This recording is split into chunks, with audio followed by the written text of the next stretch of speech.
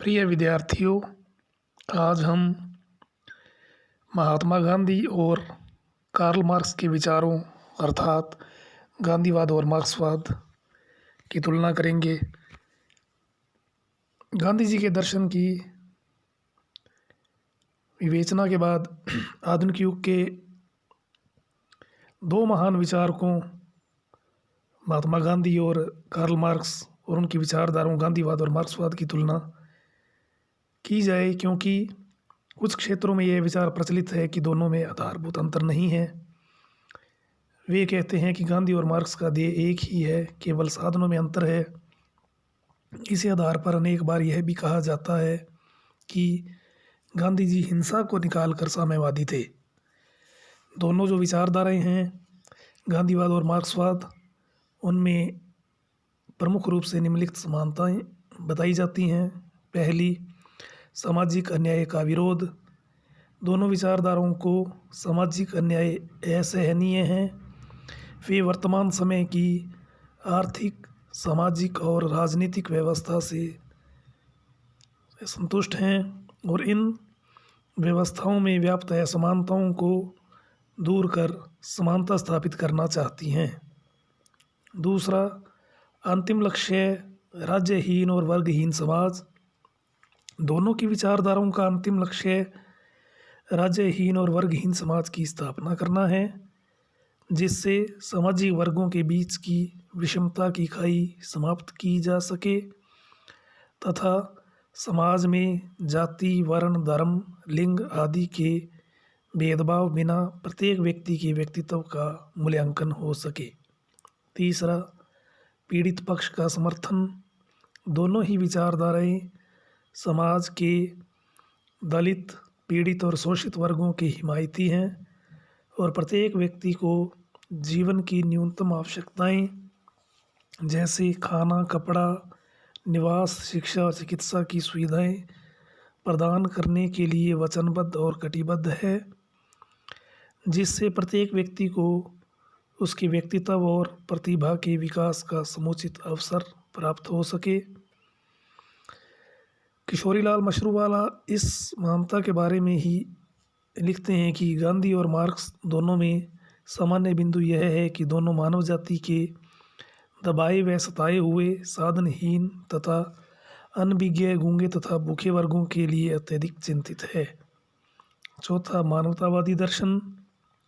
दोनों ही मानवतावादी दर्शन हैं, क्योंकि दोनों ही विचारधाराओं का उद्देश्य जन कल्याण और मानवता का विकास है।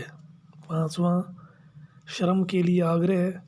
दोनों ही विचारधाराएं प्रत्येक व्यक्ति से अपनी योग्यता और क्षमता अनुसार समाज उपयोगी श्रम करने का आग्रह करती हैं तथा एक ऐसे समाज की स्थापना करना चाहती हैं जिसमें सभी कामगार हों और कोई किसी का शोषण न कर सके। जो काम नहीं करेगा वह खाएगा भी नहीं। यह इन दोनों ही विचारधाराओं का मूल मंत्र है। छठा, अंतर्राष्ट्रीय शांति। दोनों की विचारधाराएं इस बात की घोषणा करती हैं कि उनका उद्देश्य विश्व को शोषण और युद्धों से मुक्त कर अंतर्राष्ट्रीय शांति की स्थापना करना है। अब हम दोनों विचारधाराओं में असमानताओं की चर्चा करेंगे। गांधीवाद और मार्क्सवाद में इस प्रकार की कुछ ऊपरी समानताएं होने पर भी इनमें मौलिक भेद है। श्री विनोबा भावे ने इन दोनों विचारधाराओं के मौलिक भेद की सरल विवेचना करते हुए लिखा है। एक बार इस तरह की चर्चा हो रही थी कि गांधीवाद और मार्क्सवाद में अहिंसा का ही अंतर है। मैंने कहा, दो व्यक्ति नाक, कान, आँख की दृष्टि से बिल्कुल एक से थे, इतने मिलते जुलते थे कि राजनीतिक छल के लिए एक की जगह दूसरे को बिठाया जा सकता था। फर्क इतना ही था कि एक की नाक से सांस चल रही थी और दूसरे की सांस बंद हो गई थी। परिणाम यह हुआ कि एक के लिए भोजन की तैयारी हो रही थी और दूसरे के लिए शव यात्रा की। प्रसिद्ध गांधीवादी विचारक किशोरीलाल मशरूवाला ने भी लिखा है, गांधीवाद यानी बगैर हिंसा का मार्क्सवाद। ऐसा कहने से सुनने वाले के दिल पर असर होता है कि मार्क्सवाद में हिंसा का जो थोड़ा मैल पैदा हुआ है उसे साफ कर दिया जाए, तो गांधीवाद और मार्क्स और साम्यवाद एक हो जाते हैं। यह छोटी सी शर्त नहीं वरन एक पहाड़ है। इस शर्त में इतना विशाल अर्थ समाया हुआ है कि यह तुलना नितांत भ्रांतिपूर्ण और बेकार हो जाती है। यह उतनी ही बेकार है जितना यह कहना कि लाल का अर्थ पीलेपन और नीलेपन से रहित हरा रंग है और कीड़े का अर्थ निर्विष सांप है। दोनों ही विचारधाराओं के अंतर को निम्नांकित रूप से स्पष्ट किया जा सकता है। पहला, दार्शनिक आधार की दृष्टि से भेद। दार्शनिक आधार की दृष्टि से ही ये दोनों विचारधाराएं एक दूसरे से भिन्न हैं। मार्क्सवादी भौतिकवादी हैं, जबकि गांधीवाद एक नैतिक सिद्धांत होने के कारण साम्यवादी है। मार्क्सवाद भोग और प्रचुरता का दर्शन है, तो गांधीवाद संयम और अपरिग्रह का। मानवीय इच्छाओं को सीमित करने का आदेश देते हुए गांधी जी लिखते हैं कि मन एक आराम रहित चिड़िया है, जितना अधिक इसे मिलता है उतना ही अधिक यह और चाहती है तथा असंतुष्ट रहती है। दूसरा, साधन और साध्य के संबंध में आधार में अंतर। गांधीवाद साधन और साध्य की अन्योन्याश्रितता में विश्वास करता है। गांधी जी का विचार था कि साधन और साध्य एक ही सिक्के के दो पक्ष हैं और उनमें बीज तथा वृक्ष का सा संबंध है। गांधी जी श्रेष्ठ साध्य के साथ साथ साधनों की पवित्रता को भी आवश्यक मानते थे, लेकिन मार्क्सवाद श्रेष्ठ साध्य अथवा लक्ष्य में तो विश्वास करता है, किंतु इस बात को आवश्यक नहीं मानता कि लक्ष्य की प्राप्ति के लिए साधन भी उतने ही पवित्र हों। मार्क्सवाद का विचार है कि श्रेष्ठ लक्ष्य की प्राप्ति के लिए किसी भी प्रकार के साधन अपनाए जा सकते हैं और इस संबंध में नैतिक मापदंड के आधार पर विचार करने की कोई आवश्यकता नहीं है। तीसरा, पद्धति का भेद। गांधीवाद और मार्क्सवाद में सर्वाधिक महत्वपूर्ण भेद पद्धति का है। मार्क्सवाद अपने वांछित लक्ष्य की प्राप्ति के लिए हिंसा के प्रयोग को नितांत आवश्यक मानता है। इसके विपरीत गांधीवाद का न केवल प्रथम वर्ण अंतिम आधार भी अहिंसा ही है। गांधी जी हिंसा के इतने अधिक विरोधी थे कि एक स्थान पर वे लिखते हैं कि यदि भारत हिंसा को अपना लेता है तो भारत में रहने की इच्छा नहीं करूँगा। चौथा, ईश्वर और धर्म के संबंध में भेद। ईश्वर तथा धर्म के संबंध में भी गांधीवाद और मार्क्सवाद में महत्वपूर्ण अंतर है। मार्क्सवाद ईश्वर के अस्तित्व में विश्वास नहीं करता और धर्म को ढोंग तथा अफीम का नशा कहता है। मार्क्सवादी व्यवस्था के अंतर्गत धार्मिक समुदायों के क्षेत्र को अत्यधिक सीमित कर और नवयुवकों में धर्म के प्रति अनास्था उत्पन्न कर धर्म के उन्मूलन का प्रयत्न किया जाता है। मार्क्सवाद के नितांत विपरीत गांधीवादी विचारधारा मूल रूप में धर्म पर आधारित विचारधारा है। रोमारोला ने धर्म में गांधी जी के विश्वास के संबंध में कहा है, गांधी जी के कार्यों को समझने के लिए ध्यान में रखना चाहिए कि उनकी विचारधारा एक विशाल 2 मंजिले भवन की तरह है। नीचे धर्म का ठोस आधार है और मजबूत एवं कभी न डिगने वाले इस आधार पर ही राजनीतिक एवं सामाजिक विचारधारा का प्रतिपादन किया गया है। पांचवा, वर्गों के पारस्परिक संबंध के विषय में भेद। गांधीवाद और मार्क्सवाद में वर्ग संघर्ष के प्रश्न पर भी तीव्र मतभेद है। मार्क्सवाद के अनुसार समाज में शोषक और शोषित 2 वर्ग होते हैं जिनके हित परस्पर विरोधी हैं और परस्पर विरोधी हितों के कारण उनमें संघर्ष अवश्यंभावी है।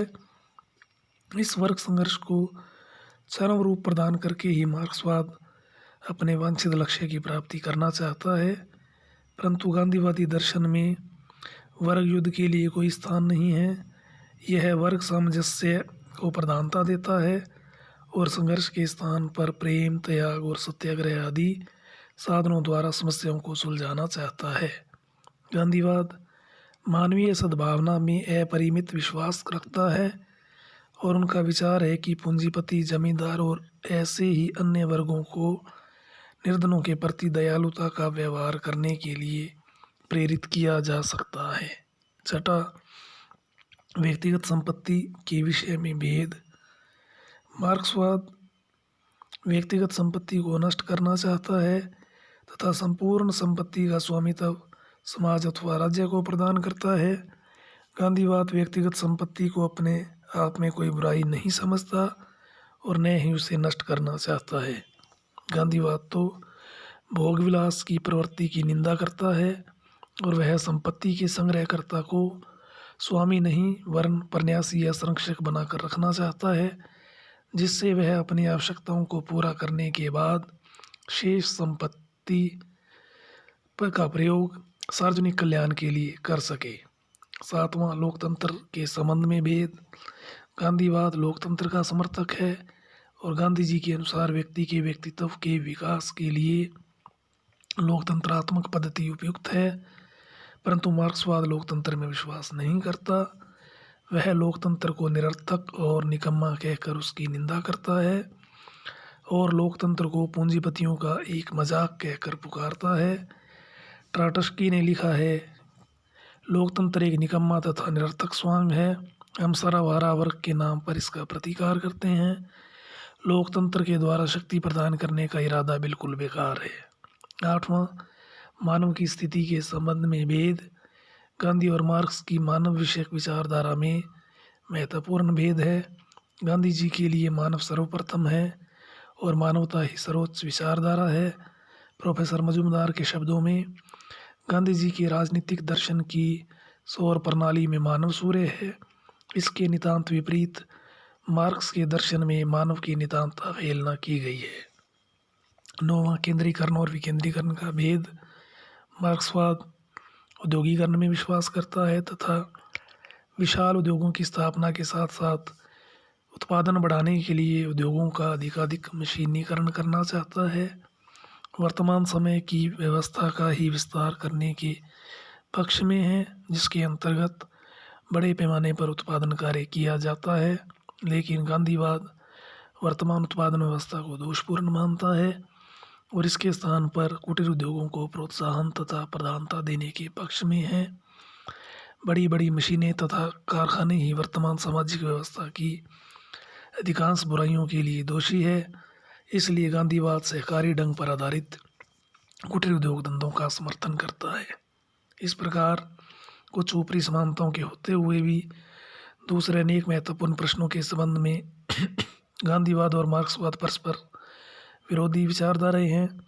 वास्तव में इन दोनों विचारधाराओं में समानताओं की अपेक्षा असमानताएं अधिक महत्वपूर्ण हैं। समानताएं सतही हैं और असमानताएं वास्तविक। ये दोनों दर्शन वस्तुतः एक दूसरे के लिए चुनौती के रूप में है।